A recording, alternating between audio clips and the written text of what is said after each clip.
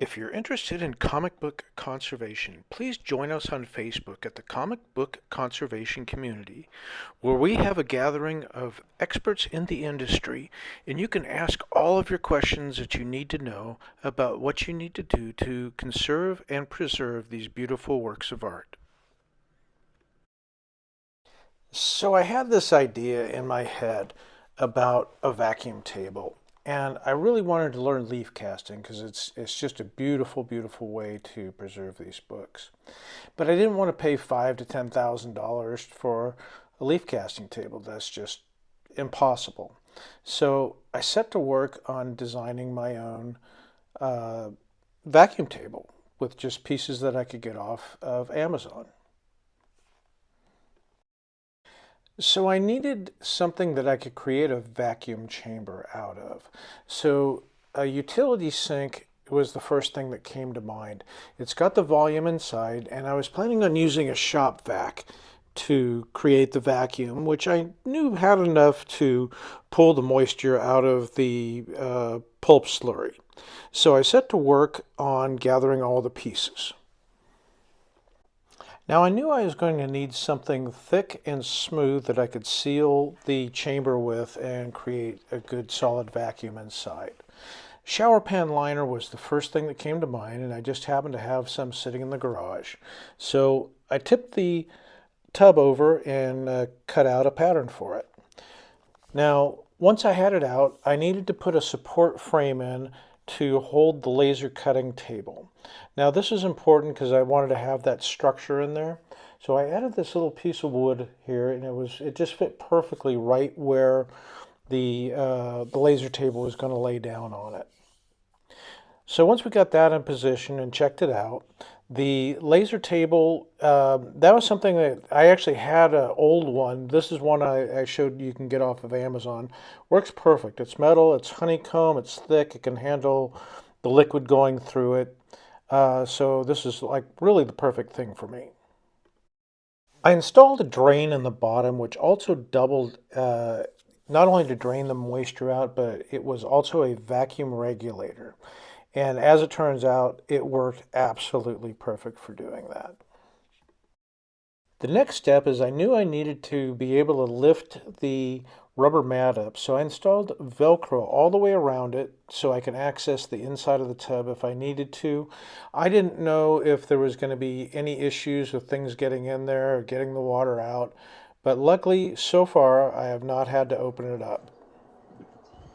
So here we have the shop vac connected to the tub. I've got the hole drilled in the side, and I've mounted the shop vac connection. There's the spigot for draining and regulating the vacuum. So as you can see, it does make a really good vacuum chamber.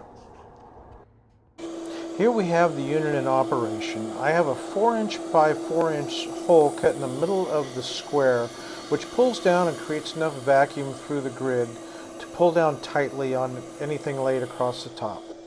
Now here we have a piece of rubber put over the top of it just to show the vacuum, and it's pulling down nicely on it and pulling it really tight. So I'm happy with the way things turned out here. So next we cut a hole in the middle of it for our work area. So with a shape that will hold a complete comic book wrap, this is a piece of holly text that is laid out. Now in everyday operation, I have since switched out. I no longer use the holly text. I am actually using, at the suggestion of one of the viewers, silkscreen, like you would find in a t-shirt silkscreen shop. Now that can be readily purchased off of Amazon, which is where I got it, and it works 100% perfect for what we're doing here. Now here I laid out a couple of pieces to cover up the vacuum to basically increase it. I'm still experimenting at this point. I didn't know if we had enough vacuum overall, so I wanted some pieces that I could use to seal up the areas I'm not working in. Now here I slid everything over because I wanted to have this little workspace over here, because my next step was actually creating what I would call a puck of, uh, of really the slurry, and to do some test color matches and see how everything came out and if it actually pulled the water through the Polytex and right out of the slurry itself. So I added the slurry, which was a combination of about 50% um, newspaper pulp, and the rest of it was old, nasty comic book pulp, mixed in the blender with the water. And as you can see, it pulls the water right out of the hockey puck. And this worked out great, and I just let it sun dry. I didn't force it to dry, I just wanted to see how long it took naturally.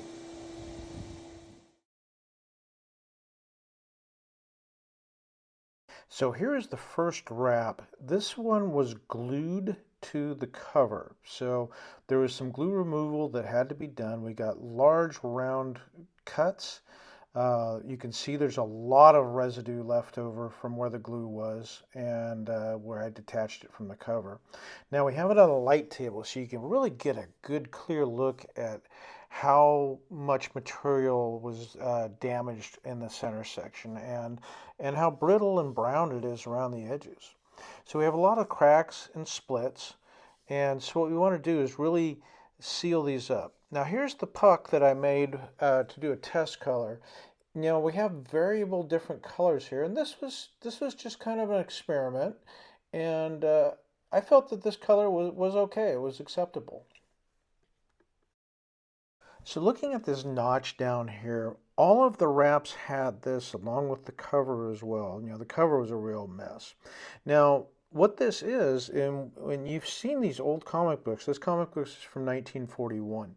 Now, all of the corners are rounded. They're just gone. And this is what it looks like when you fold the comic wrap out flat with a corner that's completely gone. So every wrap was missing this, and every wrap needed to have it really replaced to make it stronger and function normally. So here we have the same wrap. It's been leaf casted. It has nice strong edges, new corners, and as you can see, the center section has been filled in nicely. The vacuum just pulls that paper pulp into all those little voids that you can see and the ones you really can't see. The corners look great. I'm really pleased with it. Now the center section, what you're seeing, those dark spots, that's actually residual glue, that PVA glue where the cover halves were actually glued directly to this wrap. It was a real mess, and it was all removed by scraping, as I said earlier, but it was definitely something challenging, and I think it really came out nice. So I'm very pleased with the end result being this is actually the first wrap I've ever leaf cast.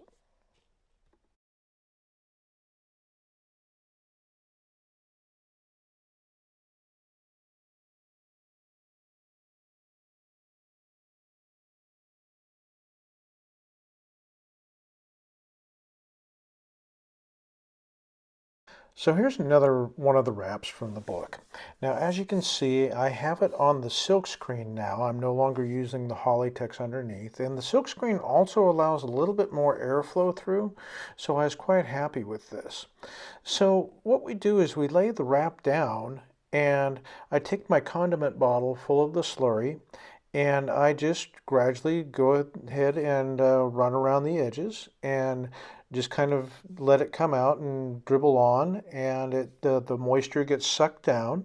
It pulls the pulp into the voids in the paper, and which is exactly what it's supposed to look like.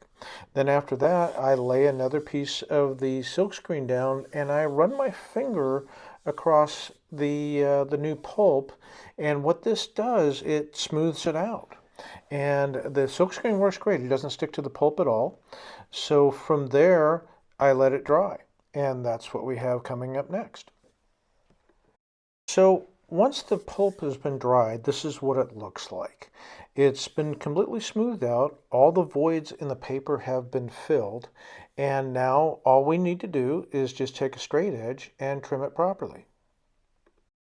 So what's next is we flip this same wrap over, and you can see from the back side, this is our original paper. So using a straight edge, we just take a scalpel and we cut along the lines of the old comic, with the exception of where the voids were. And remember, those voids filled in with this paper pulp. This is an acceptable method by CGC to get a conserved grade. So here we have our completed wrap. It's got brand new corners on all the sides, including the center section where those big voids were. And any cracks that were there that were almost invisible have now been filled in by particulates from the paper pulp around the edges. So now we have a nice, strong, refined edge on this wrap. Now here is our original book that we're working from. This is a CBCS graded Smash Comics number 21 from 1941. Now it was graded at a 3.0 amateur conserved. So I looked at this and I wanted to see if it's something that we could work with. Now at a 3.0, the conservation that they are showing as amateur is a cover reinforced with glue and spine splits sealed with glue. I took it upon myself as a challenge to remove this. Now, the glue was removed not by any solvents. It was done by dry scraping, which was very time consuming, and I did not film it. But the cover was glued to the first wrap using a PVA glue. So once everything was scraped away, I did end up with a cover with two pieces, and there was a significant portion that was in between the cover halves that was missing, and it either cut away or fell apart, but they didn't match up with the overall dimensions of the wraps. So I actually had to create 5 millimeters of dead space in between these two wraps to rejoin them. So working from the inside of the cover wrap, we laid it out on the vacuum table. I found just a suitable color that I felt for the cover wrap was really just the newspaper pulp, since the actual cover wrap was colored on both sides. So I was comfortable using this method, and we laid out and spaced everything just perfect. I did basically a low pressure on the vacuum table so I could move the work around and space everything correctly with a straight edge.